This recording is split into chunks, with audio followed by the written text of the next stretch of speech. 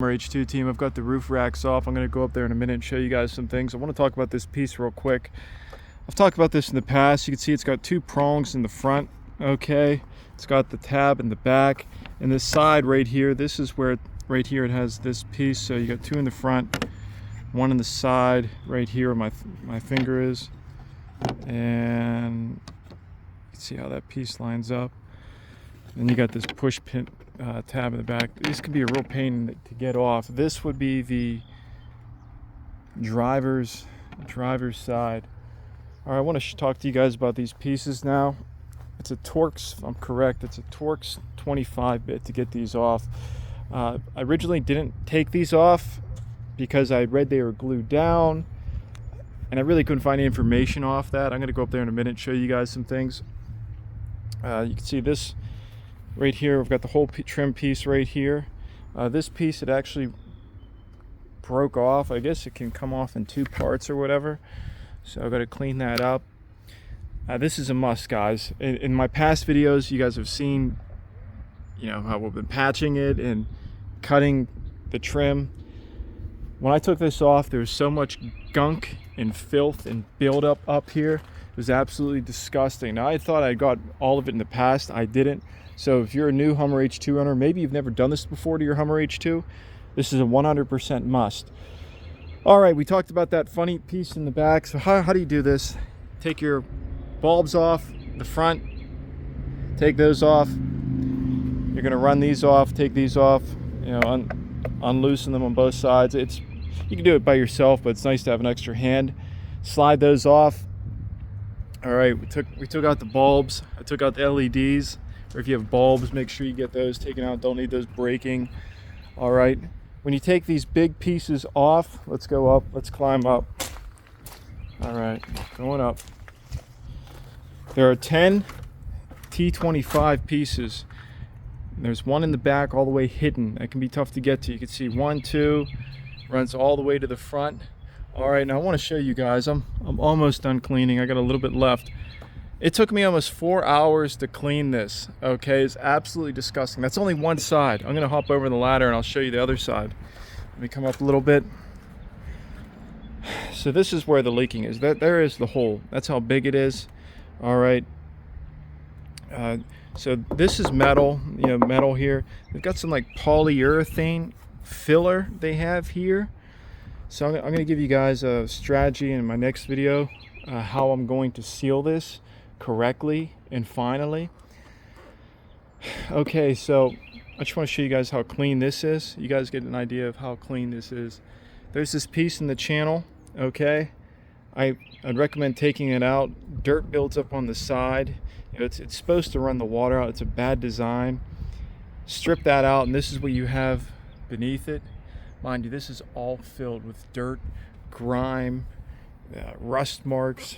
I mean, those big piles of like junk built up in the back, bugs, absolutely disgusting. I mean, it was so dirty. You know, if somebody asked me what's the hardest thing to do on this vehicle, I would say cleaning it. I really would. Now, I've rebuilt my transmission, and that was tough. That was a unique challenge. But let me tell you, this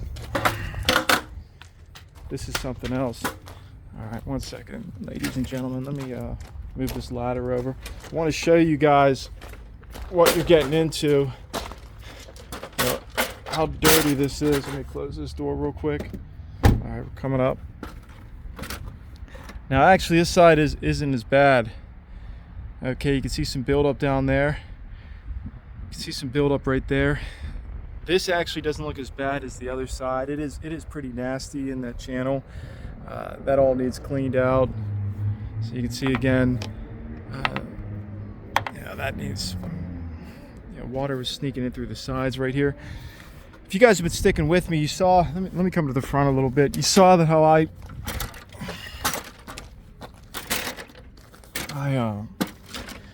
all my videos of me pumping, you know, the caulk down around here. What happened is I was missing my spots, and it all built up over here. See, in the middle, it's leaking through this middle. I'm confident, right through the center of that hole. So that needs patched. So pretty much forget all the videos that I made in the past. Use those videos as to get an idea of what you're getting yourself into. So I took off the front trim. There's 2 bolts, one here, like one here, one there, to get that off. Cleaning the whole top, all this dirt and grime. It's just going to lead to potential rust. Something else too, if your trim is faded, like my trim was faded, if I would have known how easy it was to take this off, I would have done that in the past, because I painted this trim while I was on the vehicle. It would have been a lot easier just to take it off. So you can see, like, there's some type of like stripping. It's like kind of like a, this is kind of like a, probably not to damage the actual paint on the roof. It's like some type of, you know, soft material or whatever. Anyway, this, when you get those 10 pieces off, there's 10 Torx 25, and they're going to be Loctite. You're going to see the blue Loctite. If you're not familiar with Loctite, what it does is it just keeps the bolts super tight. I did have a couple of those T25.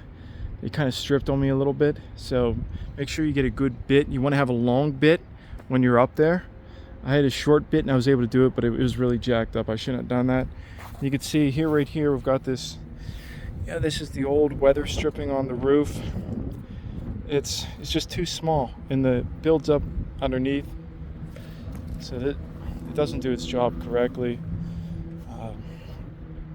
What else do I have for you guys that I want to pass along information? I'm going to be making another video showing you guys the process, some of the cleaning products I'm using to get the roof clean, how I'm going to seal it. I've got a multi-layer process. I'm going to be putting some fiberglass tape. I've got some hardcore duct tape, and then I'm going to actually get some trim to put up there as well. So I'm going to walk you guys through all of that.